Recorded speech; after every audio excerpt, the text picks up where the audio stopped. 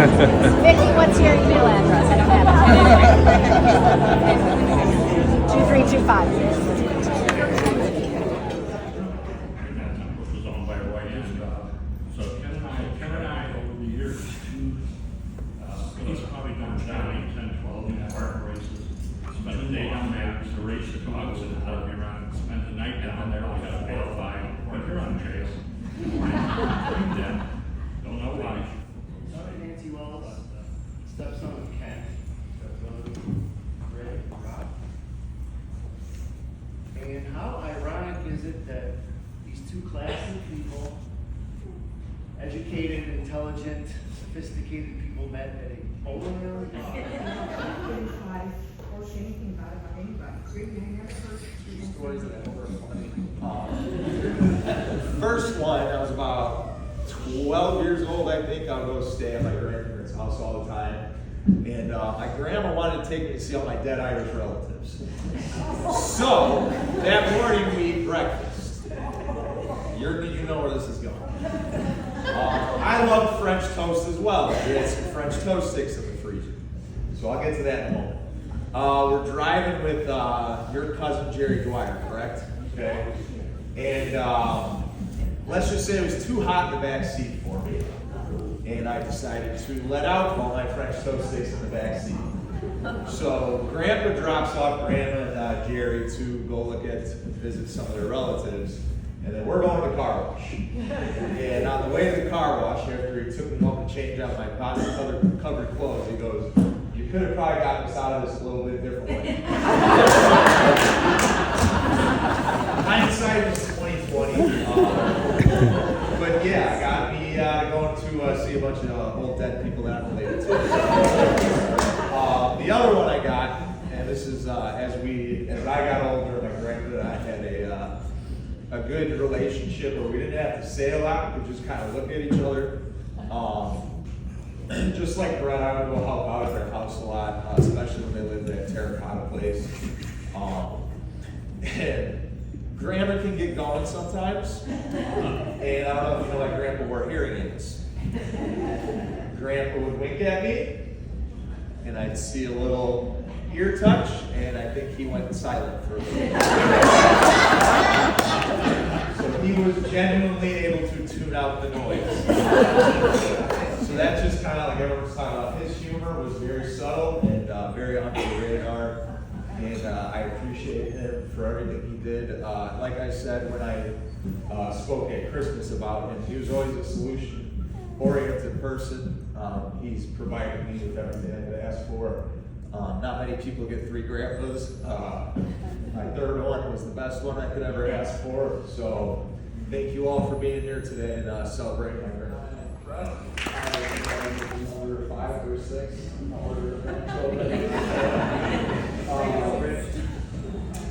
I only ever knew facial hair count, and just the thing that strikes me the most about him when he was here is just how calm and kind he always was. I'm Eden, and I wrote a little something.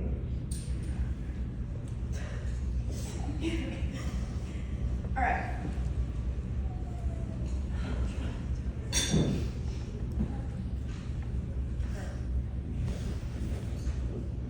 My grandpa Ken was a light in everyone's life and a true role model in everyone's story.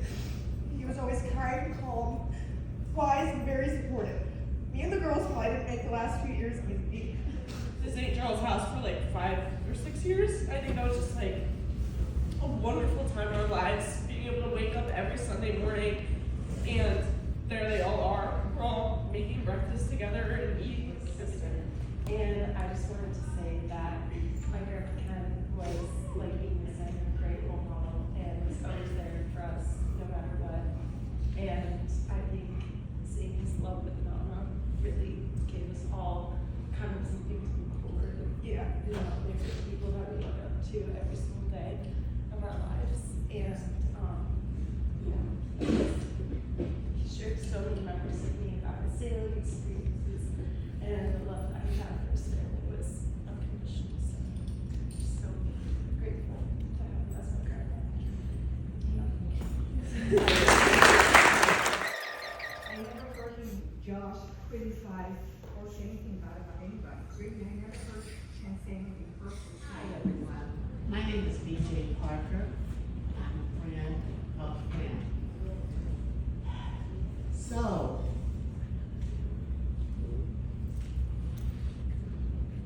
Nancy had said, oh, well maybe you could tell that story.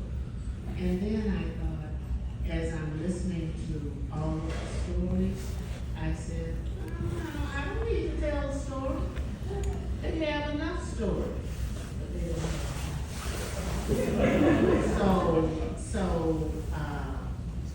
Everything, every single one said, ditto, ditto, ditto, ditto, ditto. Everything, everyone is feeling, ditto, ditto, ditto, ditto. And next, my sincerest condolences to each and every one of you. He loved each and every one of you. But let me tell you another side. So I met Ken through Nancy, okay? So Nancy would get groups of women together, okay? So this one, oh, we're going to have a weekend at Beverly Shores, okay? So Ken will help with the cooking and prepping meals and everything. Okay, I like a man that cooks. So, a good thing, right? So get there and, breakfast is prepared, it's all good. So we get to another meal of the day, and it was chilly. And so I said, okay, and I'm the type, if you invite me for dinner, whatever you serve, that's how I was brought up. It's like my mother, she would prepare something, you eat whatever is set in front of you, okay? No problem. So it's like, oh wow, okay. I was like, damn, this is good. This white boy can cook. Oh my God. And so, oh wow, this is like really good. Can I have a second? Okay. So, in the weekend, everything like that. Called me and I said, I have got to have the recipe. I must have this recipe. It was that good. Now, I'm the type of cook, I'm sort of maybe a C+, B-. I don't do all of that, But you will not be hungry if you were to come to my place to eat. And you would leave there and say, oh, okay, that was an okay meal. Not great, but it was okay. It wasn't the worst. Like I said, a C+, B-. So I'm waiting. Oh, well, we're gonna get it to you. Maybe it's some kind of special, is it special or what's going on? So then I get a call from Nancy. Ken and I are coming by. And I said, oh, okay. Okay. Yeah, I know you want the recipe, blah, blah, blah, blah. And I said, okay. So, go to meet now. And then I was expecting like a sheet of paper or something like that, or maybe a page out of a book. So there's this big shopping bag. And so I said, okay. So then Ken, what I also found out, he made Nancy honest. We can't lie to her about having this chili recipe.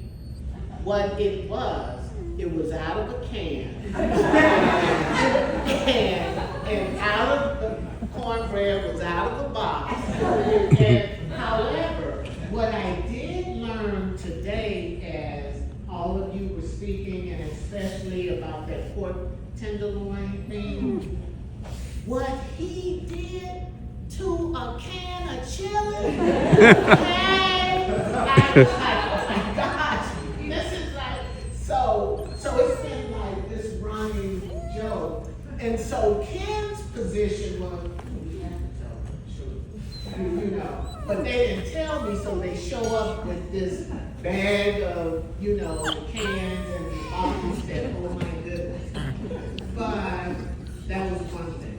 The second thing, I saw him in October, I think, when I came by, it was September, October. And so I saw him, and he always had a glint in his eye when I would see him. You know, it was just, I'm telling you, it's nice when you walk in a room and someone look at you and they are happy to see you.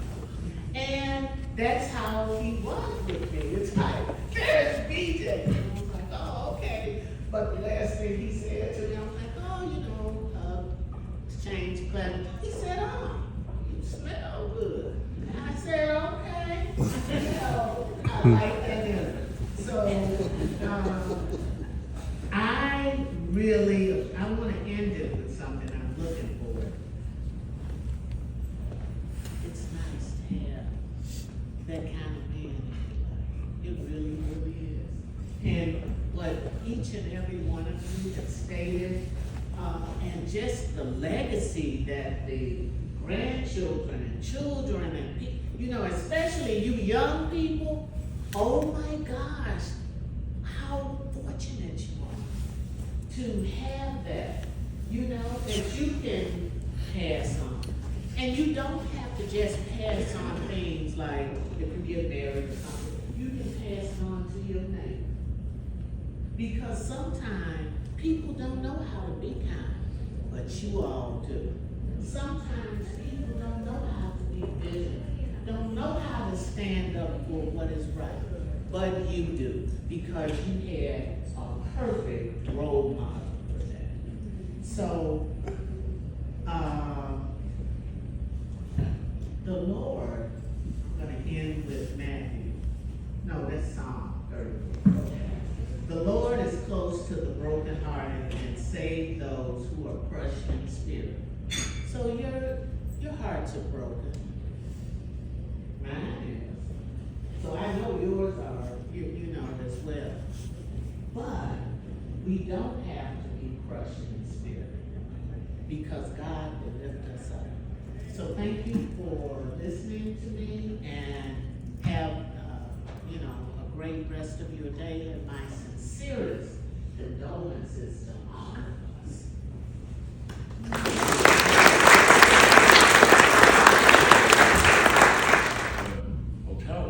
Hotels, I'm not sure if you were staying at the same hotel or not, I forgot about that. But there was this like show going on, bright lights, all this stuff, and it was a drag queen show. And Kennedy Reserve, you know, I don't know, three of us, let's go, it's entertainment. It was a great show, 3 or 4 or 5 acts, dancing, all that stuff. Very entertaining. And of course, we sat around at a table that was like this style, and we were pretty close to the stage. Stage was maybe table height. And the last act coming out was an African-American gentleman, and all oiled up, glitter hats, everything dressed, and he was named Oliver. And Oliver did a song called, I'm not sure what the name of it was, Ride the Great White Pony, or Ride the, you know, whatever. And he was singing this song, and as he's singing it, he's looking through the audience like this. And Ken is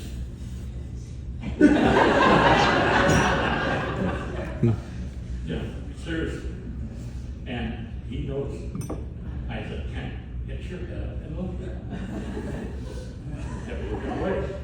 He came down the steps, came up to the chair, put his arms around Ken like that, and Ken is just, you know. We're laughing. Nancy, I mean, I was half over the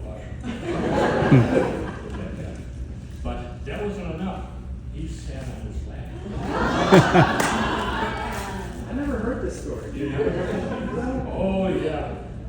Well, after it was all over, we got out of there, and we left, and we got off the street like he had to wither. And to this day, that's one of my most fondest memories. He is the kindest, most respected person I have ever met. I love him as a brother, and I'll miss him very much. Thank you, Shirley. Jill, I'm Nancy's daughter, and I'm technically Ken's stepdaughter. I like that word, step, because he really was my dad. 42 years. He was a very big part of my life. And he loved me unconditionally. And there were a lot of times where there were conditions that he shouldn't love me. But he did. And he always was there for me, no matter what was happening. And yeah, it's great. The biggest thing, or the funniest thing that I have to tell you about my dad is that no matter where you went with him, it could have been to the corner store to get a can of gas, or Costco, or Paris. Everyone in the group would inevitably at some point go, "Where's Ken? Where did Ken go?" He had the knack of just completely disappearing. I mean, he'd be right there next to you 1 second, and you turn around, and he was nowhere to be seen. I mean, we would be looking forever. Where is Ken? Where did you go? Where is Ken? And I'm just gonna end it right now and just say, Ken's here. He's here with all of us. And again, thank you all for coming, making this event so special to our family. Thank you.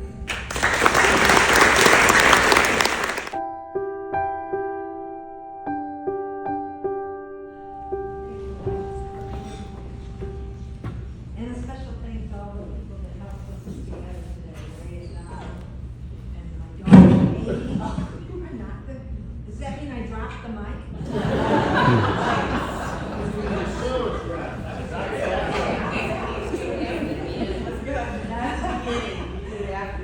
My daughter Amy, my daughter Jill, and my son Adam.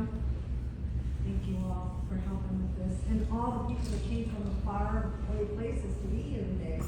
It just shows what it should be every week, and how great everybody is always felt about Ken. I promised myself I was going to gaze around in the room and get a really good perception of what love looks like. And from the time I got here today and I met all of you guys, I really do know what love looks like, and I really feel it, and I thank you so much for that. It's beautiful. I've been waiting for this day to celebrate a wonderful guy named Ken. He was my husband, my best friend, and as he liked to say, my soulmate for eternity. Now, it has come to that last phase. When my daughter Amy told me my great-grandson Mason, who's right there, a while back with great-great-grandpa and great-great-grandma, we were double greats, were coming to visit. Mason turned around and told my daughter, and he said, "I like that guy." And I did too. By the time we met, it was a setup. He didn't know it though. At Sam's Bowling Alley Lounge in Des Plaines, Illinois, we met, and that's a long story. Until the day he died, he was my gentle man and my gentleman in every way. He actually courted me in an old-fashioned way. We went to dinner at nice restaurants like the Como Inn. I don't know if you remember some of those big-time restaurants, and Nick's Fish Market, and especially Biggs, which is where we actually had our wedding. We've held lots of good memories. If it were still around, probably would be doing this at Biggs. He lit my cigarettes. He held a chair for me. He was just a real gentleman, as well as a gentleman. Ken was the wind beneath my try things and do things, and I was always a little hesitant, not sure of myself, but Ken was right there. And when I really kind of wanted to go to design school, I had been doing design work, but I had never really gone to school. He said, "You go." I said, "I'm going to be the oldest one there." He said, "So what? Just go. You know, a couple of years from now, you'll be done. It'll be great." And he drove me every time, there and back, to the Fine Arts Building, every night that I had classes. Just kind of guy. And then there was a last minute chance to go to India with my friend Gail. And Ken just said, "You go, have fun. Don't you worry about me, I'll just be fine." And that's just the way Ken was. He was never selfish or self-seeking. He just really, really cared for me and wanted me to have a good life too. He was my steady, constant presence, whether I faced a big, important decision or just needed help opening a jar. Dear God, I do now. And splitting a pill or slicing or dicing. Ken was just my go-to guy. He always brought those little love-filled moments to our relationship, and they were just there, just kindness. Even when he was getting frail, he would insist on opening the door for me. And he even shared the remote.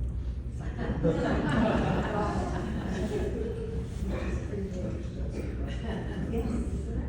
When he bought me this scarf, long time ago, he had seen some ad in Chicago magazine about what to buy a woman who always wore black.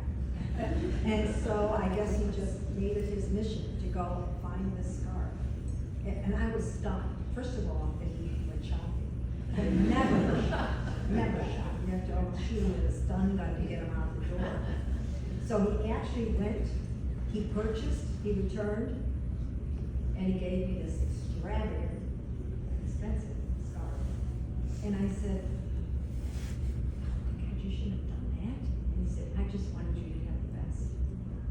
And you know, I had the best. I really had the best. I really did. Ken was always quiet about the nice things he did. He liked to pay it forward. We'd be at one of our, he loved breakfast, hence the breakfast. And he loved French toast and candy cash. And we would be at the Golden Nugget or something, which had, by the way, really good French toast. And he would quietly tell the waitress that there was a young couple next to us in the theater or something. And he would quietly tell the waitress that he wanted to take up their tab. And we'd leave, they'd never know who their benefactor was. And if you're able, you should try it. It's really gives you lots of warm fuzzies and makes for a great day. We had great travel memories. We often reminisce about them. And one time we were in Tulum, Mexico. We were at some astronomy site because the Mayans were very, very advanced with astronomy.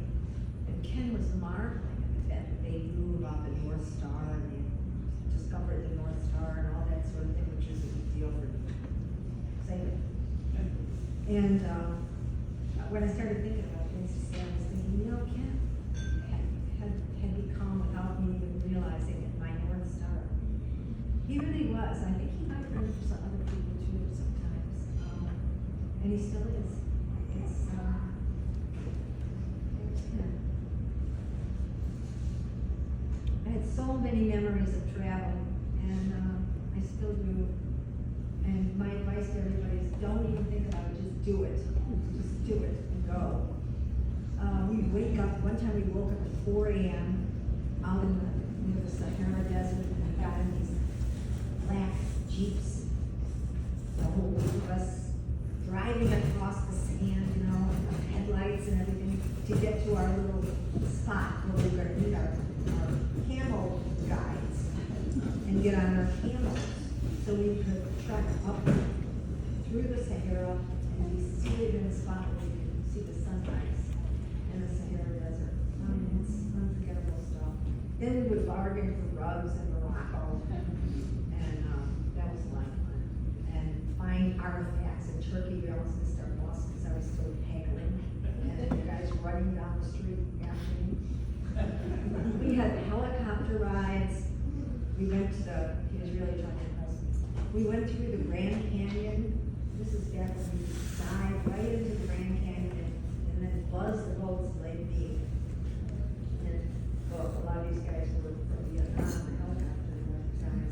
Then we went to Kauai and had the most wonderful helicopter ride with all this music from out of Africa playing in our headphones. And the pilot took us right over the volcano and hovered and went right down into it and back up again. I mean, these things were just phenomenal. As many of you know, I have a 7-year itch, not about Ken, ever, but about moving and buying. And I guess I've always been more of a kind of a Lucille Ball type brainstorm type person. And Ken was a steady man of reason. And he put up with me. That's what my one daughter told me. He put up with you, Mom. He really did. He secretly loved all the details and challenges of construction. And Dave right here was his right-hand guy, and they'd talk over how they were going to do this and how Dave was going to do that. Our other good friend, I'm sure who would be here if we possibly could, was another one that Ken just had so much respect for, really good craftsmanship. But he actually was very proud of our 7 different homes. But above all, I think Ken had an amazingly keen, subtle sense of humor, and that really won me over all myself.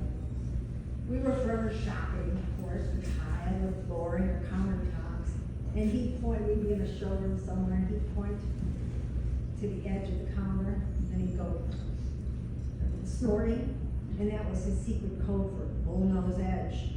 And it got to the point where wherever we went, he'd make that noise, and I'd crack me up every time he did it. Even to his last days, when the nurse in the hospital was doing an alertness check to make sure, Ken was pretty cognizant of things, she said, "Now, what floor are you on?" And he said, "I'm not sure, it's either terrazzo or marble."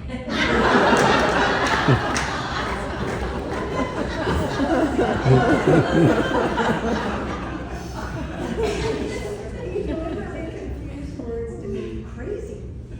He would tell people to circumcise their wives. Or he'd talk about the beautiful scones lighting the hallways. And then we'd be in a bakery and say, "Hey, those sconces." I get to the point where I couldn't remember the right word.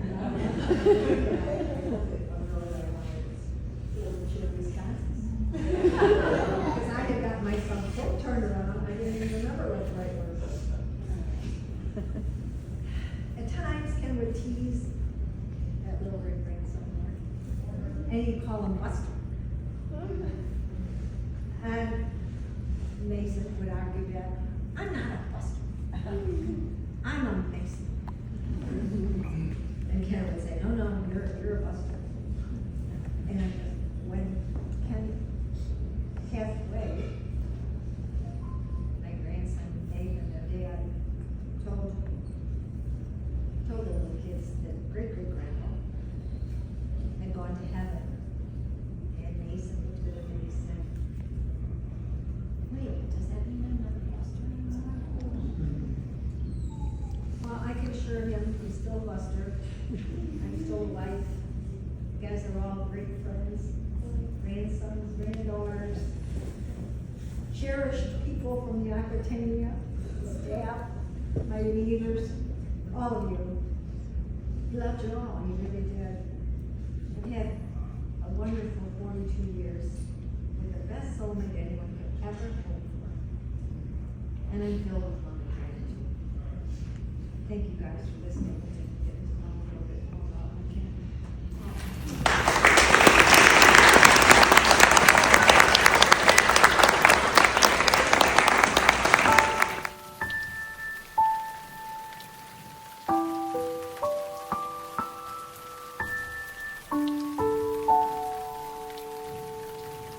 Thank you.